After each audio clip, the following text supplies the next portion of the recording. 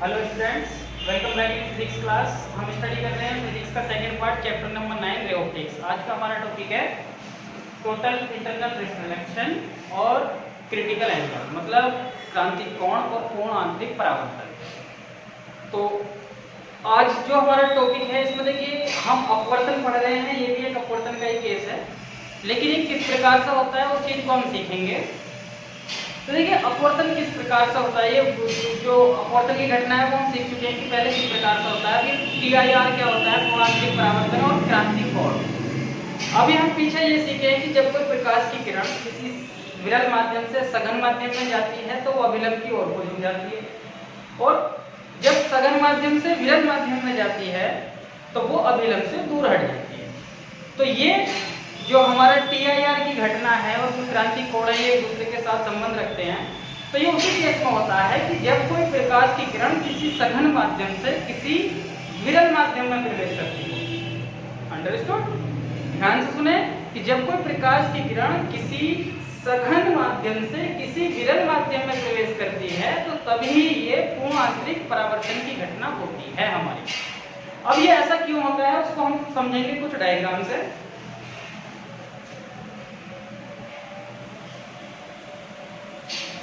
देखिए दो डायग्राम बना लेते हैं हम। ये यहाँ पे हमने कोई सघन माध्यम लिया है,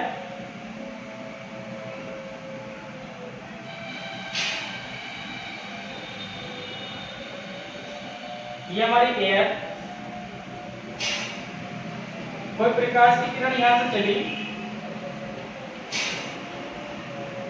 और PO है। तो देखिए सघन माध्यम से जा रही है, आपतन कोण सपोज करें हमारा I है। ओके, अब इसका एक्चुअल बात ये होना चाहिए, लेकिन अपवर्तन के कारण इससे थोड़ा सा दूर हट जाएगी। ये हो गया हमारा R अपवर्तन कोण। ओके, ये एयर है, इसको मान लिया सपोज करें हमने गिलास मान लिया है। गिलास को वैसे हम जैसे वैसे दिखा रहे थे, लेकिन ये हमारा सघन माध्यम है, ये सघन, ये क्या है हमारा विरल। ओके, अब ये PO प्रकाश की किरण गई है, OR बाहर को आई, तो ये अभिलंब से दूर हटी। देखिए क्रिटिकल एंगल और पूर्णांतरिक परावर्तन कैसा हुआ उसको ध्यान से समझेंगे। अगर मैं ये वाला आपतन कोण थोड़ा सा और बढ़ा दूं, ये वाला आपतन कोण थोड़ा सा और बढ़ाऊं, तो ये वाला जो अपवर्तन कोण है वो और बढ़ेगा, बढ़ेगा। ठीक है, थोड़ा सा और बढ़ा दूं तो ये अपवर्तन कोण और ज्यादा बढ़ेगा। कहने का मतलब ये है कि आपतन कोण की वैल्यू इतनी कर दूं मैं कि ये जो R कोण है, जो ये अपवर्तित किरण है और जो ये अभिलंब है हमारा N, जो अभिलंब है और जो ये अपवर्तित किरण है OR, इन दोनों के बीच का एंगल यदि 90 डिग्री हो जाए, कैसा हो जाए, 90 डिग्री हो जाए। लेकिन चित्र नंबर नेक्स्ट में हम देख लेते हैं इसको। ये अगर ये आपतित किरण है हमारी PO और अपवर्तित किरण हमारी OR जो है वो यहाँ पर आ जाए, ये विलंब है और दोनों के बीच का एंगल कितना हो गया, 90 डिग्री। ये यही मीडियम है एयर, विरल, ठीक है, और ये सघन, ये अभिलंब हो गया हमारा और ये हो गया हमारा अपवर्तन कोण। तो ये जितना एंगल अभिलंब के और आपतित किरण PO के बीच में बना हुआ है, ये I, इसको C के नाम से डिनोट कर देते हैं, इसको क्रांतिक कोण के नाम से जाना जाता है। अर्थात वह किसी सघन माध्यम में, क्रांतिक कोण की परिभाषा, वह किसी सघन माध्यम में बनने वाला आपतन कोण जिस पर आपतित होने के बाद प्रकाश की किरण अपवर्तन के पश्चात जो अपवर्तित किरण निकले और जो अभिलंब कोण के बीच का कोण यदि 90 डिग्री हो जाए तो इस आपतन कोण को क्रांतिक कोण कहते हैं। इस आपतन कोण को क्या कहते हैं, क्रांतिक कोण कहते हैं। अर्थात सघन माध्यम में वह न्यूनतम या अधिकतम कह सकते हैं कि आप मैक्सिमम इतना I रखें, उसके आगे भी जाएंगे। तो देखिए यह न्यूनतम कोण जिस पर अपवर्तित किरण क्या हो जाती है हमारी 90 डिग्री का एंगल बनाया विलंब के साथ में, तो ये कोण कहलाता है हमारा क्रांतिक कोण। इसको हम डिनोट करते हैं C से।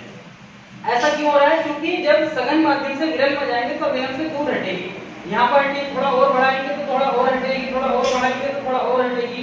तो इतने हट जाने चाहिए कि ये अपवर्तित किरण OR जो है ये विलंब के साथ में कितने डिग्री का कोण बना है, 90 डिग्री का कोण बना है। तो इस आपतन कोण को हम कह देंगे कि क्रांतिक कोण है। क्लियर? तो आई थिंक आपको क्लियर हो गया होगा कि क्रांतिक कोण क्या है। डेफिनेशन आपको अभी बता दी मैंने, पहले भी आपको नोट्स में अपलोड करा चुके हैं। अब आगे आ जाती है TIR की घटना क्या होती है। क्रांतिक कोण तो हो गया, कोण आंतरिक परावर्तन की घटना हमारी क्या होती है। अब यदि मैं इस I को, जो ये C के बराबर आ गया है, यहाँ पे तो 90 डिग्री बन गया, अब इसे थोड़ा सा और बढ़ा दूं तो ये क्या हो जाना चाहिए, ये एंगल तो बढ़ेगा ही बढ़ेगा क्योंकि ये और ज्यादा दूर हटेगी इससे।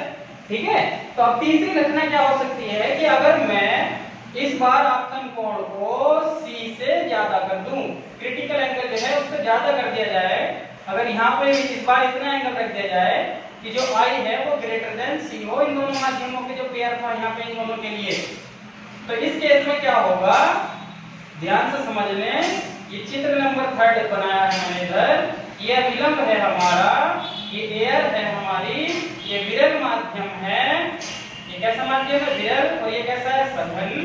तो अब जो अपवर्तित किरण होगी वो विलंब से इतनी दूर हटेगी कि वो वापस कहाँ आ जाएगी, उसी माध्यम में लौट आएगी जिस माध्यम से प्रकाश जा रहा था। ये उसी माध्यम में लौट आएगी ना, तो अपवर्तन की चल रही थी, लेकिन अभी यहाँ पर हमको क्या दिख गया कि जब अभी हम पीछे पड़े हैं कि जब प्रकाश की किरण एक माध्यम से जाती है तो टकराने के बाद वापस उसी माध्यम में आ जाती है, तो इसको हम प्रकाश का परावर्तन बोलते हैं। तो इस प्रकार की जो ये घटना होती है दो माध्यमों के बीच में, जिसमें क्रांतिक कोण से अधिक कोण पर आपतन कराए प्रकाश और अपवर्तित किरण वापस उसी माध्यम में लौट आए, प्रकाश की इस घटना को पूर्ण आंतरिक परावर्तन कहते हैं। अर्थात कोई सब थोड़ा बहुत भी पार्ट ऑफ प्रकाश का अपवर्तित होकर दूसरे माध्यम में नहीं जाएगा, सारे का सारा प्रकाश कहाँ आ गया है, उसी माध्यम में आ गया है जिस माध्यम से वो चला। ठीक है, तो ये घटना है हमारी पूर्ण आंतरिक परावर्तन, total internal reflection.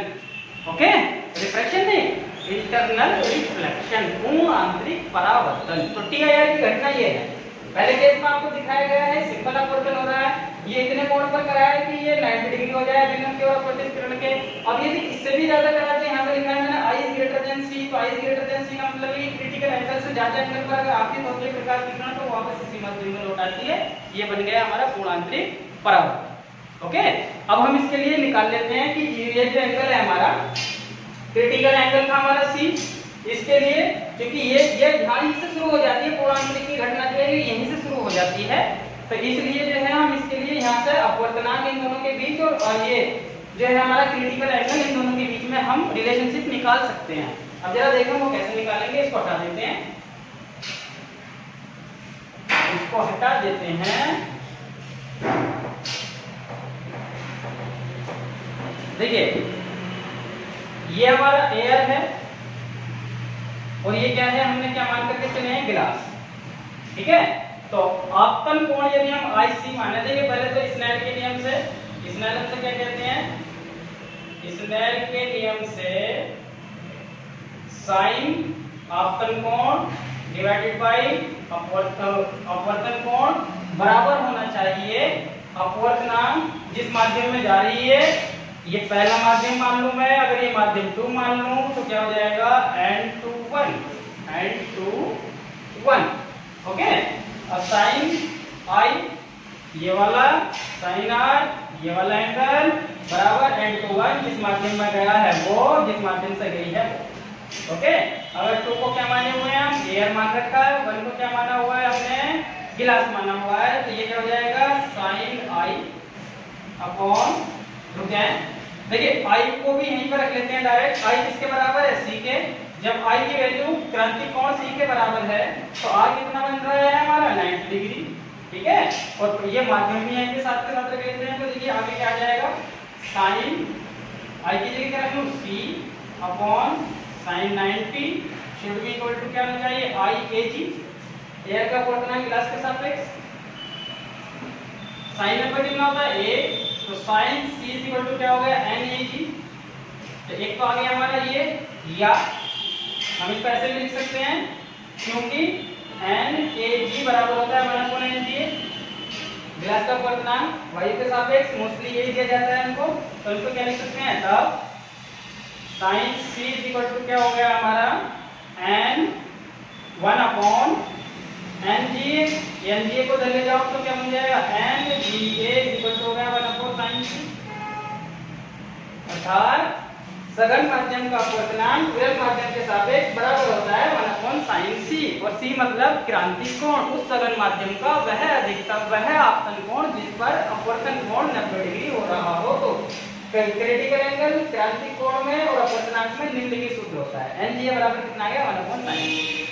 Okay, I think आपको क्लियर हो गया होगा कि TIR जो है वो फिनोमेना कैसा होता है। अब इसकी कुछ शर्तें हैं कि TIR जो है वो कब होगा।